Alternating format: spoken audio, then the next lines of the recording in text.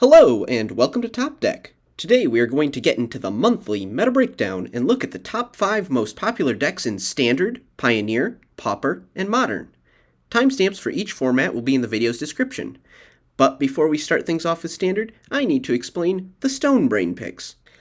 The Stone Brain lets you name a card and exile up to 4 copies of that card you find in your opponent's hand, graveyard, and deck. So the Stone Brain picks are the 3 cards in each main deck that, should you name them with the Stone Brain, the deck would fall apart. In short, they are my choices for the best 3 cards in the deck in no particular order. Now that that's out of the way, let's get into the Standard meta. I think of the best way to describe the current Standard is to say it is a mid-range sandwich with aggro bread. Don't understand? Well, you will. Starting us off as the 5th most popular deck, making up 7.1% of the meta, we have the trusty wheat bottom bread that is Gruul Aggro. Like its mono-red counterpart, this deck tries to win by beating your opponent's face in with 1 and 2 drop creatures. You can make your creatures bigger to punch harder using combat tricks like Monstrous Rage. While I never found Gruul Aggro to be as fast as mono-red, it does have more value pieces like Questing Druid and Urabrask's Forge, which make it easier to stay later in the game. An aggro player's worst nightmare is a game that goes beyond turn 5, since that is generally enough time for your opponent to turn the corner, and this build tries to make that prospect a little less daunting. The Stone Brain picks for this deck are Questing Druid, Slick Shot Show-Off, and Monastery Swiftspear. I chose Show-Off and Swiftspear because they have the potential to win games on their own, provided you can trigger Prowess enough times. Questing Druid is here because it is a threat that can grow quickly, as well as provide some card advantage with its adventure half, Seek the Beast. Moving on from Gruul Aggro, we have the ham you thought you finished 3 months ago. It's Esper Midrange, making up 7.1% of the meta. This deck has been around for what feels like forever in Standard terms. It focuses on using creatures to generate value and backing them up with efficient counters and removal.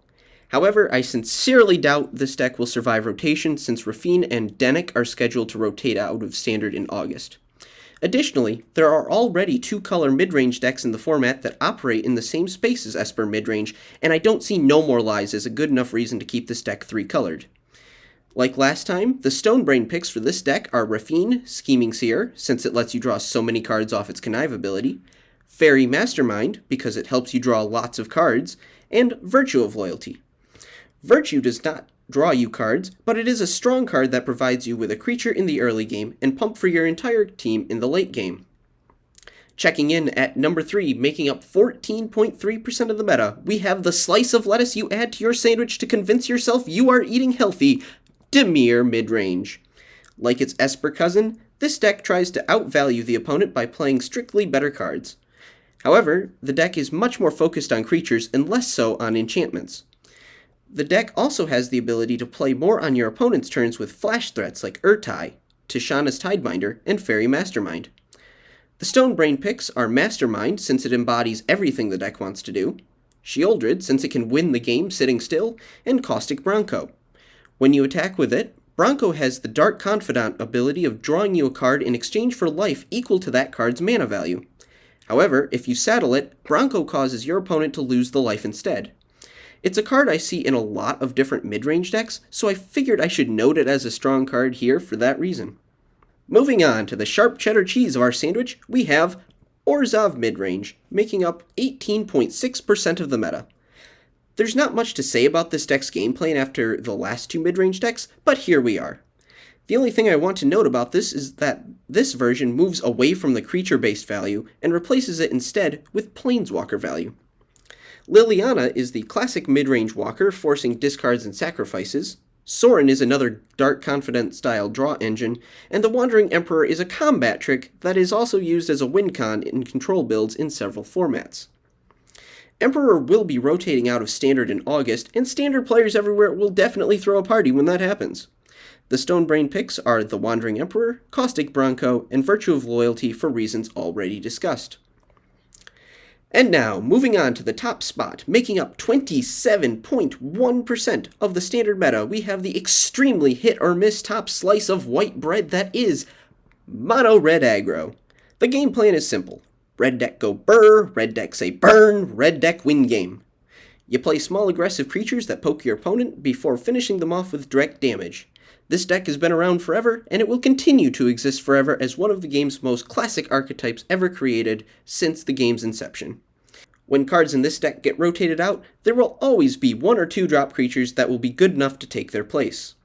The Stonebrain picks are Swift Spear due to its ability to take over games if not answered, Bloodthirsty Adversary since it can copy burn spells later in the game to finish off your opponent, and Kumano Faces Kakazan since it is a unique blend of burn, pump, and eventual graveyard disruption.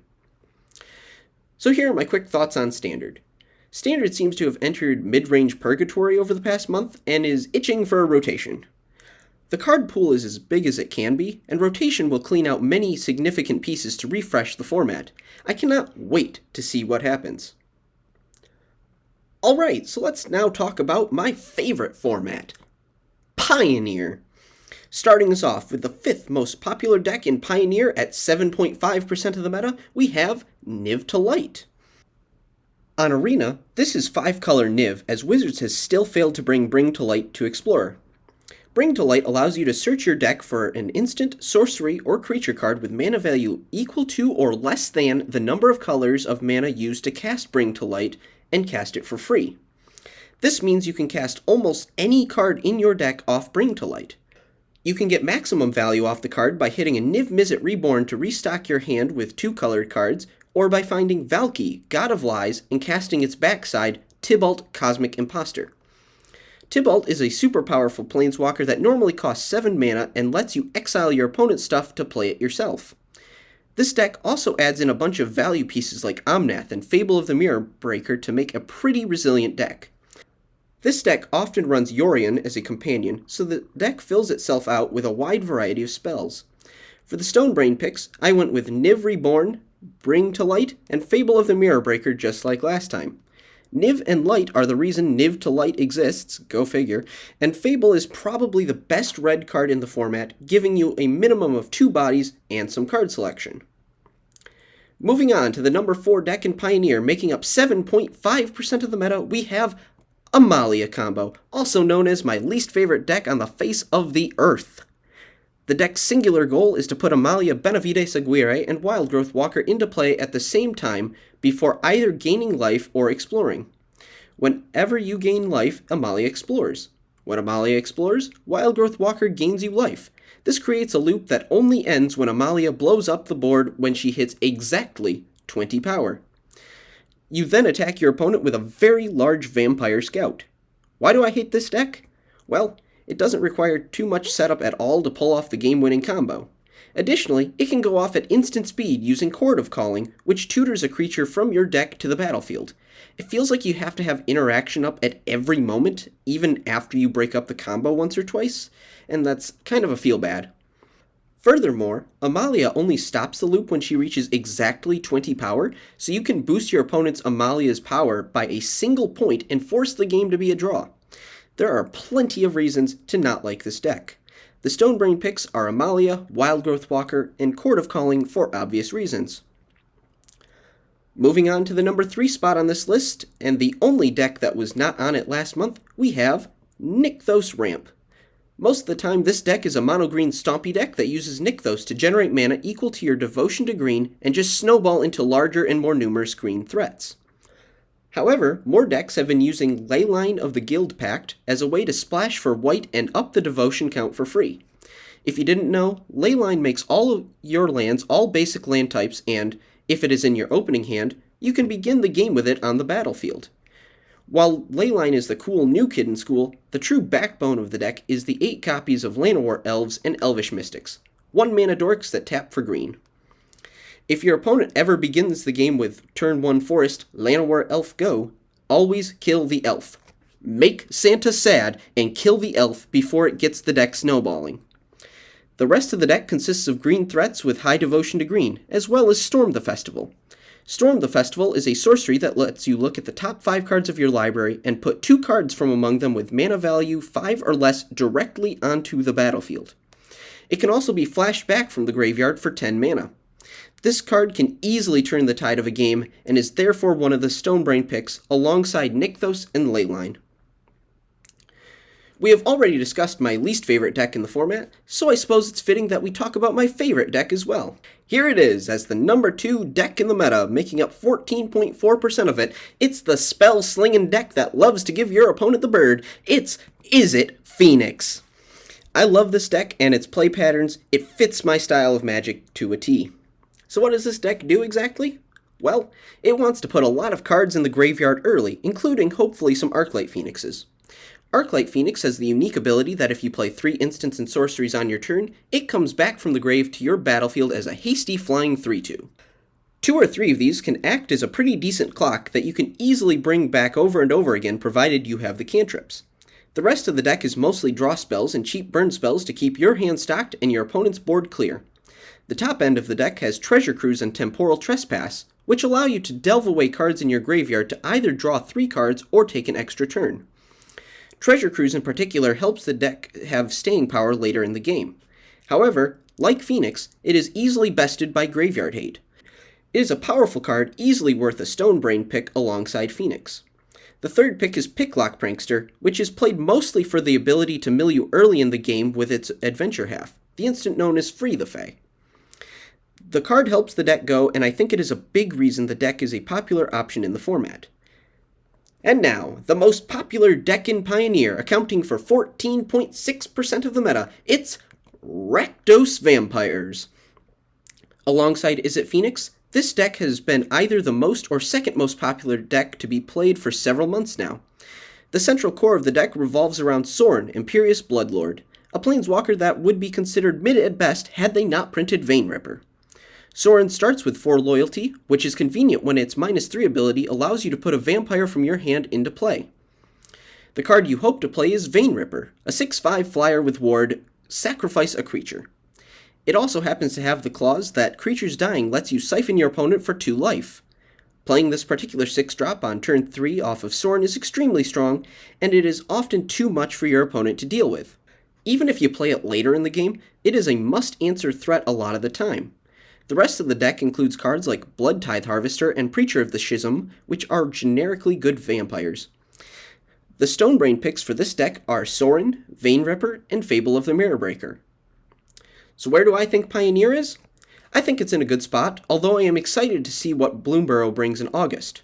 Thunder Junction has a lot of cool cards, but it didn't really shake up things too much. I mean, it helped a Fringe Golgari midrange deck, but that's about it. The format has plenty of black midrange decks, so this didn't really change anything. Anyway, let's hope Bloomburrow brings us some new toys. Hey, really quick, I should probably take a moment to do the YouTube thing of asking you to like and subscribe if you like the content. You obviously don't have to, but it will improve your top decks. Alright, back to the real video. Let's move on to the People's format. Pauper. Starting off at number 5 with 7.6% of the meta, we have Madness Burn. The goal of this deck is to force yourself to discard cards off effects like Faithless Looting. This lets you be able to play cards like Fiery Temper or Alms of the Vein for their Madness cost. While the Madness cards are almost too fair at their mana cost, their Madness costs provide effects for costs above rate. Alms of the Vein, for example, lets you siphon 3 life from your opponent for a single black mana if cast for its Madness cost. The deck also plays a new card from Modern Horizons 3 in Sneaky Snacker. Snacker is a 2/1 flyer that returns to the battlefield tapped when you draw your 3rd card in a turn. Its recursiveness grants it a Stonebrain pick alongside Alms of the Vein. And if it wasn't obvious, Faithless Looting is the reason the deck works at all, and is therefore the 3rd pick. Moving on to the 4th most popular deck in Pauper, accounting for an even 8% of the meta, we have Gruul Ramp. It wants to play mana acceleration in the early turns before turboing out a big beat stick.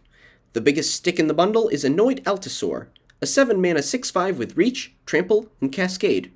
The mana ramp for this deck comes in the form of Arbor Elf, untapping lands enchanted by Wild Growth or Utopia Sprawl. These enchantments give you an extra mana every time you tap the enchanted land, and untapping it once or twice a turn can give you quite a bit of mana. Accompanying the Ramp and Stomp package is a suite of land destruction spells. The most powerful, in my opinion, is Wanvuli Acid Moss, which destroys a land your opponent controls in addition to providing you with an extra forest. It's an inherent 2-for-1. The Stonebrain picks for this deck are Utopia Sprawl, Altasaur, and Avenging Hunter. I picked Hunter because it gives you the initiative on ETB. If you weren't aware, taking the initiative is like venturing into the dungeon, except you have to go through the Undercity dungeon and the initiative triggers on your upkeep as well. It spawned a now-banned Pauper deck called Turbo Initiative that basically just ran through the trap room of the Undercity dungeon to make your opponent lose 5 life over and over again until they lost. While most of the initiative cards have been consequently banned, the initiative is still a powerful mechanic, thus earning Avenging Hunter a Stonebrain pick. Moving on from the initiative pick, we come to the third most popular deck in Pauper, accounting for 9% of the meta in Grixis Affinity. The goal for this deck is to spew as many artifacts onto the battlefield as possible to make future spells cheaper or free altogether. Many of the cards, like Frogmite or Mirror Enforcer, have affinity for artifacts, so their mana cost is reduced by 1 generic mana for every artifact you control. Getting a lot of artifacts on the battlefield is not as difficult as you might imagine.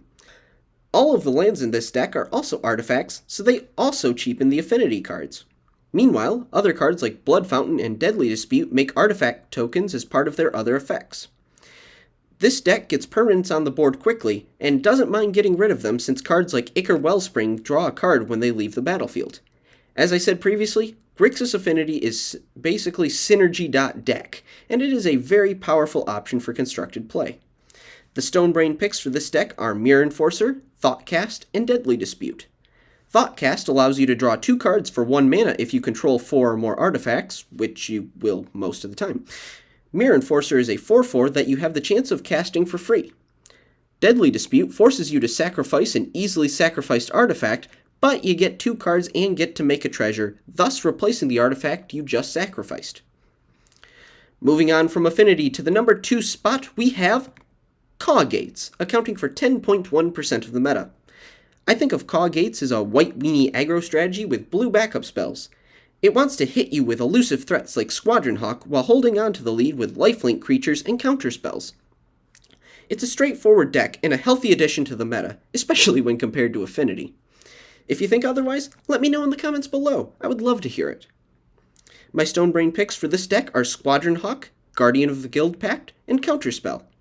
I chose Squadron Hawk because it puts up to 3 more Squadron Hawks in your hand when it enters the battlefield. Guardian is here since it has protection from monocolored, and the vast majority of cards you encounter in Pauper only have 1 color. I also chose Counterspell since it is basically a universal answer to any problem, and can give Caw Gates players enough tempo to win games. And now, the most played deck in Pauper, accounting for 12.4% of the meta, we have Burn! Burn, baby, burn! Also known as Mono Red Synthesizer, this is a classic archetype that sees serious competitive play in almost every format. Cheap red creatures and cheap red burn spells have gone together like bread and butter since the game's inception back in 1993. That makes Burn older than the World Wide Web, DVDs, and the TV show Friends. Like its standard counterpart, the deck tries to bludgeon your opponent to death with lots of little creatures and finishes them off with direct damage spells like Lightning Bolt and Chain Lightning. Since I began talking about it, somewhere a Burn player has already won its match. Unsurprisingly, the Stonebrain picks for this deck are Lightning Bolt and Goblin Bushwhacker and Experimental Synthesizer. Bolt is the best burn spell in Pauper, and Bushwhacker can pump your entire attack force by +1/+0 and give them haste if it entered the battlefield kicked. Synthesizer makes the list because a few well-timed Synthesizer plays can provide corner-turning card advantage. So what are my thoughts for Pauper? Well, I don't have too many. It's still a very aggro-centric format, but I do think there is plenty of room to brew a unique deck. That being said, that deck will have to be able to survive the numerous aggressive strategies in the format. I kinda wish there were more control decks in the format to balance out the meta, but that's just me. If you want to see my Pauper control deck, check out this video here in the upper right-hand corner. So let's move on to Modern. This is going to be an interesting discussion since Modern effectively rotated with the release of Modern Horizons 3 not that long ago. I'm still going to discuss the most popular decks this past month since this is a monthly meta breakdown, but I also want to discuss the impact of the new set as well as the Pro Tour coming up this weekend. It is unlikely I can get this video out by the time the Pro Tour starts, but I am recording this right before it. I'm traveling home for the 4th of July and won't have a chance to record this next week, so I'm sorry if the meta changes drastically over the next few days. That being said, Here is the 5th most popular deck in the format right now. It's Amulet Titan, making up 5.2% of the meta. Amulet Titan tries to make a lot of mana really quickly by using Amulet of Vigor to untap lands that would normally enter the battlefield tapped, such as Gruul Turf or Simic Growth Chamber, for example. These lands produce 2 mana but have the drawback of bouncing a land back to your hand. So what you can do is stack the triggers of your land and your amulet so that the amulet's untap trigger resolves first. You then float a bunch of mana before returning the bounce land to your hand. Having multiple amulets on the battlefield will allow you to float more mana per land drop, and Dryad of the Elysian Grove lets you play multiple lands each turn. The end goal is to turbo out a Primeval Titan as quickly as possible. Primetime fetches 2 lands to the battlefield from your deck whenever it ETBs or attacks, so you can get even more mana pretty easily. And if a 6/6 Trampling Primetime doesn't win the day, Valakut will. Valakut can lightning bolt your opponent or one of their creatures every time you play a mountain if you control at least 5 other mountains. And, thanks to Dryad, all of your lands are mountains. Therefore, the Stonebrain picks for Amulet Titan are Amulet, Titan, and Dryad. We have a new deck as the 4th most popular deck in Modern this month, in Ruby Storm. Making up 5.4% of the meta, Ruby Storm uses the Storm mechanic to win the game. As you know, Storm is a historically fair mechanic that never required any cards banned, ever. If you don't get sarcasm, that was a joke. There is actually an entire scale measuring how likely a mechanic is to be reprinted, called the Storm Scale, with Storm being on the very unlikely end of the spectrum. Anyway, Ruby Storm uses the cost-reducing effects of Ruby Medallion and Ral, Monsoon Mage, to play as many spells in a turn as possible, i.e., upping the storm count. The deck employs cards like Pyretic Ritual to make extra mana, and cards like Ren's Resolve to keep the cards coming. After enough spells have been cast, you play Wish to grab Grape Shot from your sideboard. Grape Shot deals 1 damage to any target, but it gets copied for every spell you played up to that point. This will be enough to kill your opponent on the spot, potentially as early as turn 2. Your opponent could legitimately play just a single land and lose the game. If you want a more in-depth look at the deck, check out this video from Pleasant Kenobi. He goes into the deck in great detail, and I will also link his channel in the video description. Check him out, subscribe if you like it, you know the drill. I think this deck has a good chance of winning the Pro Tour due to it being a consistent deck that wins early. I would not be surprised if any cards in the deck get banned before the end of the year. The first Stonebrain pick is Ruby Medallion, which I am also using to represent Ral Monsoon Mage. The other 2 Stonebrain picks are Wish and Past in Flames. Past in Flames gives every card in your graveyard flashback, so it can be used to double the storm count if you need. Now, the 3rd most popular deck in Modern is another combo deck. It's Yawgmoth Combo, making up 5.4% of the meta. This combo is an interesting one. If you have 2 young wolves on the battlefield as well as Yawgmoth, Thran Physician, you can sacrifice 1 wolf to Yawg and put a -1/-1 counter on the other wolf, which should begin the combo with a +1/+1 counter. The wolf you sacrificed will come back with a +1/+1 counter on it due to the Undying mechanic, and you end up in the situation you started. You can therefore sacrifice the young wolves as many times as you have life, giving a repeatable loop of ETB and death triggers. Doing this loop with Blood Artist in play will negate your life loss by siphoning your opponent for 1 every time you sack a wolf. The rest of the deck is basically Golgari midrange, and it is capable of sideboarding out the combo if needed. The Stonebrain picks for this deck are Yawg and Young Wolf, as well as Court of Calling. Like in Pioneer's Amalia combo, tutoring a combo piece to the battlefield is a really strong effect. However, you could argue for a different set of picks, and I would completely understand.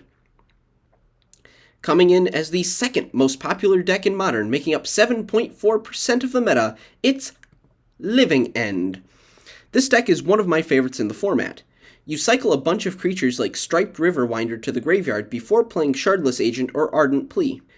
Both Agent and Plea are 3-mana cascaders, and wouldn't you know it, there's only 1 card in the entire deck that costs less than 3 mana.